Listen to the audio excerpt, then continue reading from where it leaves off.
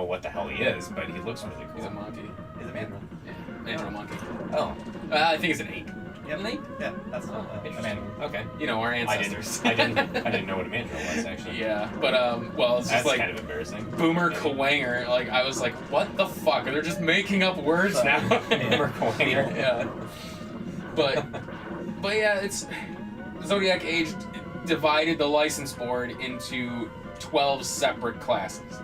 So now it's, instead of focusing on an entire board, you have your specialized classes you want people to be. So it was much more bearable. The voice acting was cleaned up a little bit, but not great. It was more tolerable. Yeah, sure. But yeah, I mean, Mega Man, shit. I don't think I can think of one person that I know that doesn't like Mega Man.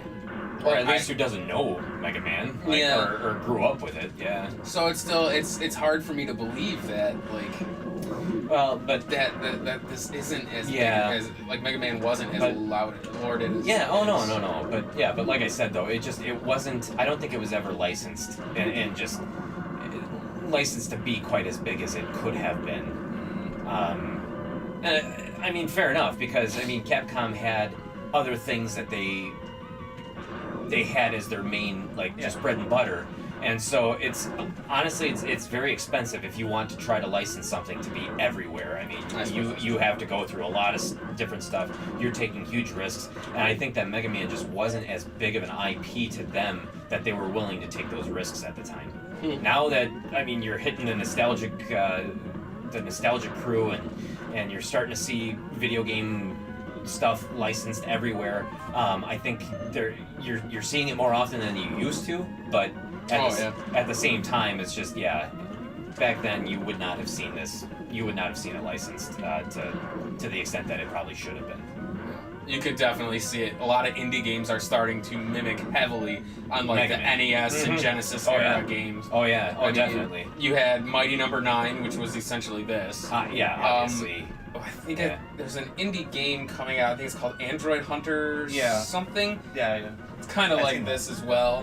I mean, you even have Bloodstained from Iga, which is Like essentially yeah. Symphony of the Night. Symphony of the Night again, yeah. You know, so it's like... So they're going back to their roots because Yeah. they know that that's what we want as gamers. So I wonder if actually, you never know, this IP might make a resurgence. And yeah, I mean, it may very well. Nobody thought Metroid was getting 2 games out of fucking nowhere. I can't believe it. Actually, that comes out next really week, doesn't it? A couple weeks. Yeah, September 9th, I think, right?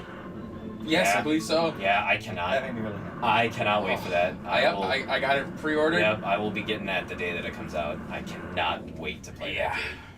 And Prime 4.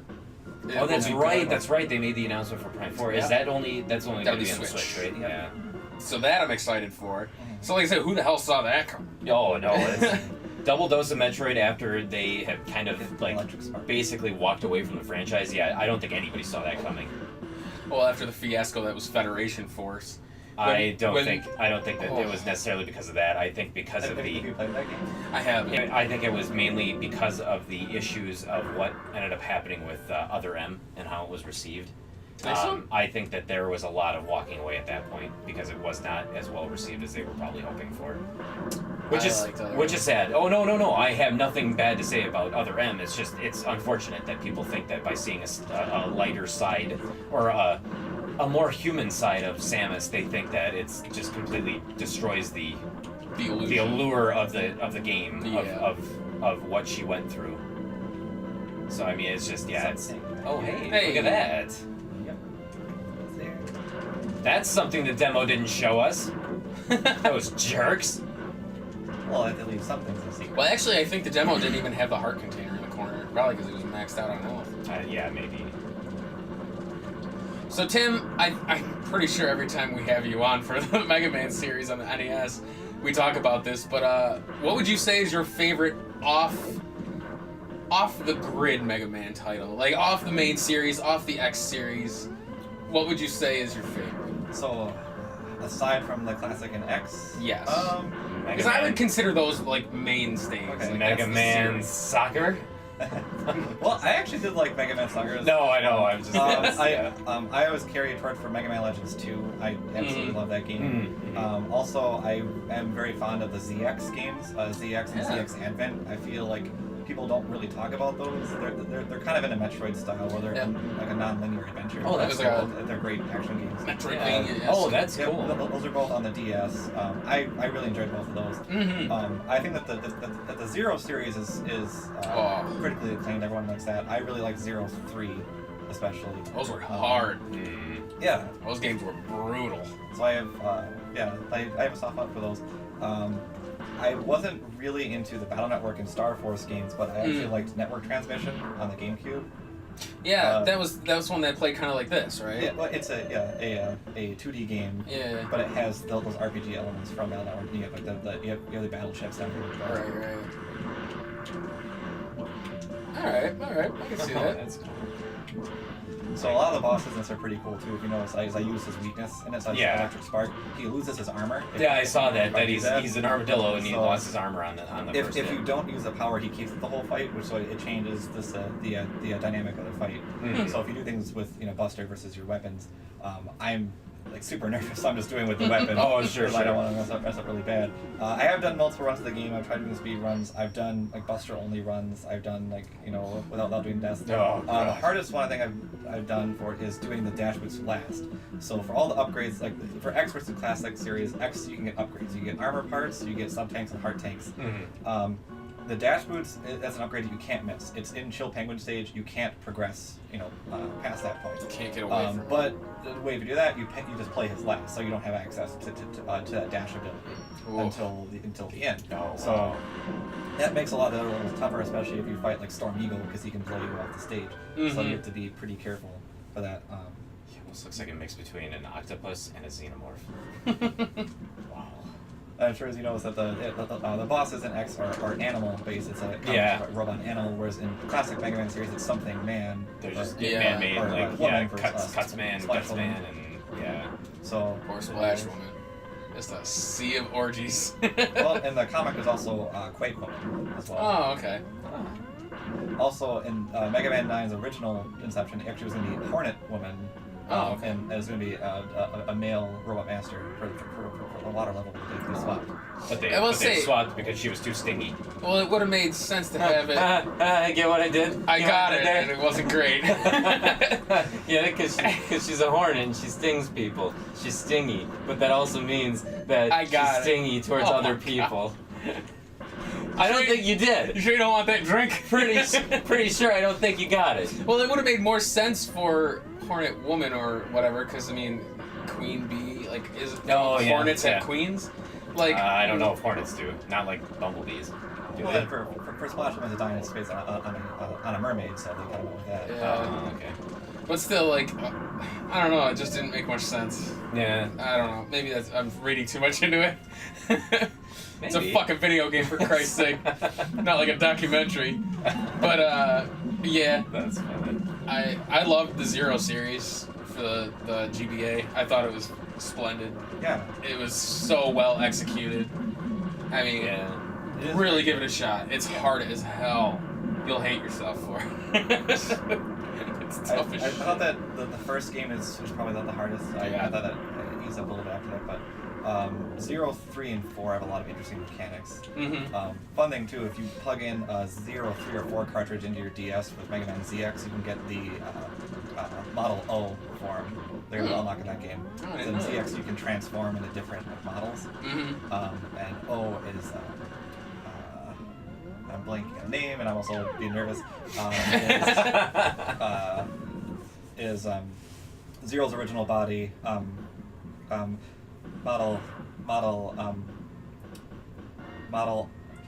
Omega. That's it. Oh, I also stutter. So like, no, you're fine. You're fine. So yeah, that's Zero's original body actually. So in the Zero games, you're not playing as Zero in his original body. Oh dear. Holy shit. That was lucky. Oh. What the fuck? Those aren't spikes. Okay. Yeah, there's spikes on there. This game's shark as fuck over here. I didn't know that. I mean, I knew it wasn't Zero's original body. I knew it was just like the Because didn't X go through that kind of shit too, where he was like, all of a sudden I'm in different shit? Or is it... Because I know X was more of like a consciousness in those. Than... Yeah, he appears with Zero's in a way similar to Dr. Light when he appears in the X games. So he just sort of guides Zero now. Yeah. X's body does appear in the Zero games. It's housing the Dark Elf to keep it at bay. Okay. Yeah, because I think you fight him, don't you? There's a copy of X that you Okay, fight. that's what it was. It's been a long time. But yeah, I loved those games. Those were really good. Unfortunately, I never got past the ZX ones. I never got that far into it. But I remember you could play as 2 different characters. I think. Just yep. their names.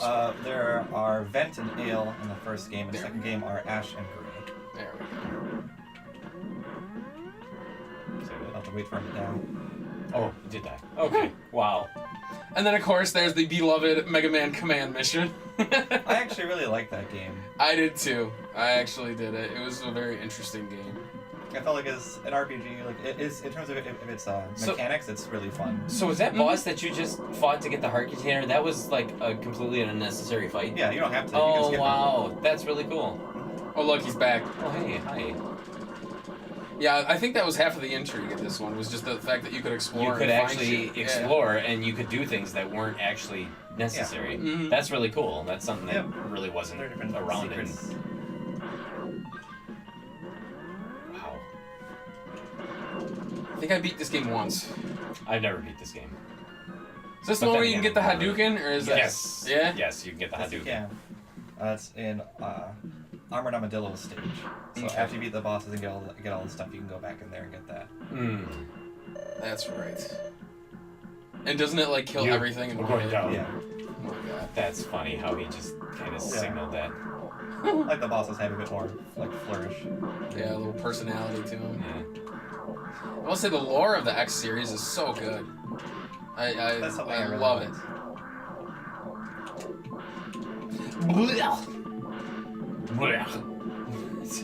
I think I'm a bigger fan of the original series myself, but man, I definitely see the love of this. The allure of this series, yeah, for sure. Just because it's so like it's so well crafted. No, it really is. Yeah, Like- it really is. It looks like it's got very good controls too. It Like, does. It moves very me fluidly. being all like jittery. Yeah, But no. But it looks like definitely does. it looks like it's very fluid. Like you're not having any trouble or difficulty like moving. You seem to move faster than a lot of the bosses, so it's like you're not constantly worrying about like not being able to move as fast as them, and yeah. There he So I'm is. going to Boomer Kuwanger. Boomer Kalanger. What the fuck? Boomer, Kawanger. Oh wow. So what's a Kawanger? A type of beetle. Oh, is it really? Oh, okay. Oh, So they that's didn't right, just like- make up. So they didn't just make up like names. Guess not. I like to stage the music. This one. Actually, the music just in general is really good. It's that good SNES era stuff. That's right. You know, I grew up as a Genesis kid, and I will admit, Just admit it. Super Nintendo did have some pretty damn good music. Gosh darn right it I did. mean, Genesis had some good soundtracks too. I will never take that away from Genesis. They had some good music. But I mean, However, I will never forget when you said, "Oh, Genesis by far had better sound than," because you were talking about Castlevania Bloodlines, and I'm like, okay. that wasn't sound. I was For like, Castlevania 4 is an amazing soundtrack. I was like, there are some good soundtracks on the Genesis. I will never take that away from you. But do not say that there was better sound on the Genesis. There was not. I don't know, man. It depended on the game. No. Yeah. Music on the Super Nintendo was like when they got it right. And Chrono Trigger. When they got it right, they freaking got it right. I don't know. Shining Force Phantasy Star 4 had great soundtracks. As far as sound goes, there are certain like Mortal Kombat and Street Fighter 2 sounded better on the Genesis compared to the Super Nintendo. That's debatable. Well, yeah, that's the point. Well, yeah, no, that is the point. Yeah. But you are right. There's like the Genesis had such a weird. It had a weird quality to it. It had a very tinny quality Yes. to it. I remember watching a video. Because you can always tell a Sega Genesis soundtrack versus any other system. What was the Mega Man Genesis game? That's the Wily Wars. Yeah. Genesis, which is 1, 2, and 3. I remember watching a video of somebody I'll playing look at that later. playing Wily Wars, and I was like, oh cool, it's just like a remake of 1, 2, and 3. And I listened to the music and I'm like, this music is pretty fucking terrible. Like it's not great. It's not like the the Nintendo recreation stuff, yeah. was just not there. And I'm like, everything sounded like it was recorded in a metal shed. Yeah. I'm like, this is very strange, and it's I don't know. Some You're right. of the music just doesn't. It just didn't translate. No, like Beyond Oasis, amazing, great soundtrack to its thing. But you're right, the Genesis had such a distinct quality to its sound that. Yep. Yeah, but I mean, you're right. Super Nintendo did have some damn powerhouse music. All I will ever say is that for music on the Genesis, go no further than a Road Rash. Road Rash? Road Rash. Skitchin'? Road Rash. Get the fuck out I'm of sorry, here. but Road Rash had some pretty terrible music. Like that is like Yeah, Road Rash is pretty to bad. me that was like the epitome of like, oh yeah, that's that shitty like Genesis sound. No, Skitchin' was pretty bad actually. That's right. Skitchin'. Skitchin'. Oh my god, was it terrible.